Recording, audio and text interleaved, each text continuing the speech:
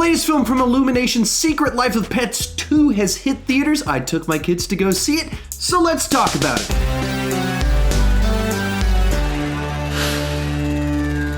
So I wasn't really a fan of the first Secret Life of Pets, but I gotta be honest, I kinda had fun with this one. Before I give you my full take on it, go ahead and tell me what you thought down below in the comment section. Did you love it? Did you hate it? Were you a fan of the first one, disappointed by this one, or kind of the reverse, sort of like me? With that said, let's get started talking about the good. And probably the best thing about this film is that it's cute, harmless family fun that moves quickly and doesn't overstay its welcome. And the thing that makes this formula work is that each of our characters here are quirky and are some exaggerated version of some human personality type. So it's just fun to see them as animals engage in all these wacky hijinks. The two standouts for me were Kevin Hart as this rabbit superhero bunny character, and then Harrison Ford as Rooster, a new watchdog character out on a farm who's trying to teach Max, our character returning from the first film, to be less afraid of everything. But everyone's great. You got Patton Oswalt, Tiffany Haddish, everyone is fantastic, a ton of fun. Now this isn't really a plot-driven movie, we'll get to that in just a second. It's much more about just setting up fun hijinks for these animals to get into.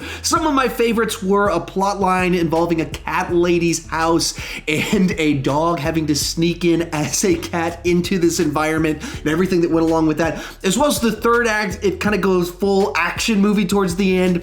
It's ridiculous, but it worked well enough for me. In general, the reason that this movie was fun for me is I felt like it stayed in its lane. It knew that it was just simple entertainment for the family that's just trying to be cute and fun, and that's what it does. It doesn't have big ambitions, it does the thing it's trying to do. With that said, let's move on to the mixed aspects of the film. The big one that comes to mind here is just the treatment of the human characters, and what I mean by that is with both of these films, essentially what they do is they kick off in the first few minutes, you introduce our human characters, you have the at-home life, and then the humans leave, and we have our adventures with the animals, and then the humans show back up in the last, 5 or 10 minutes. And I understand that that's kind of the premise of these films, but like in this one, they invest you heavily in the first 10-15 minutes into the fact that there's now a baby inside of the mix, and you see the bonding between Max and the child Liam inside of the film, and then the movie is all about the animals and the little boy disappears. I mean, I thought that bond between Max and Liam worked inside of the movie, and I wanted to see more of that, but that's not really what the movie's about, and so either you probably didn't want to play that so heavily in the first 10 minutes or give us more of it in the body of the film. From there, let's move on to the bad. As I mentioned before, this isn't like a plot-based or plot-heavy film. Essentially what it does is during the first 2 acts of the film, we have 3 separate storylines going on.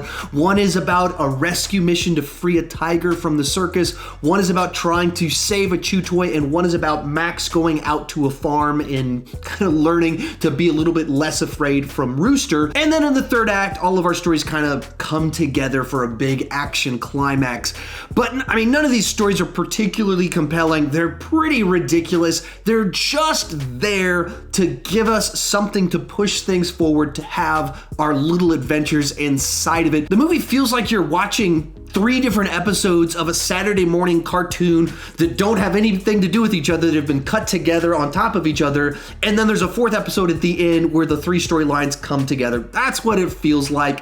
None of it's particularly compelling. Never boring, though. And then the plotline about the tiger is pretty heavy for a movie that's otherwise very lighthearted. It deals essentially with animal abuse, an animal with PTSD, and there's all kinds of little jokes and jabs about turning wolves and this tiger into a carpet. So it's pretty dark for the movie that you're watching. Real quick before I give you my take on it, go ahead and share your take on the film down below in the comment section. Did you love it? Did you hate it? Or are you somewhere in between? Also, after this video, check out this playlist up above with some of my ranking of some of the best and most beloved animated franchises out there. If you enjoyed this video, there's something in there that you will enjoy. In the end, this is a movie that I think delivered the experience that it was supposed to deliver. It's not trying to be the best animated film of the year, but it is some nice, light-hearted entertainment. It's a B overall, a 7 out of 10 on the entertainment scale, and I'd say, yeah, take your family to go see it in the theater. Probably matinee price, though. Tell me what you thought about it down below in the comment section. Check out that playlist right over there. Thank you so much for watching, and keep talking movies too much.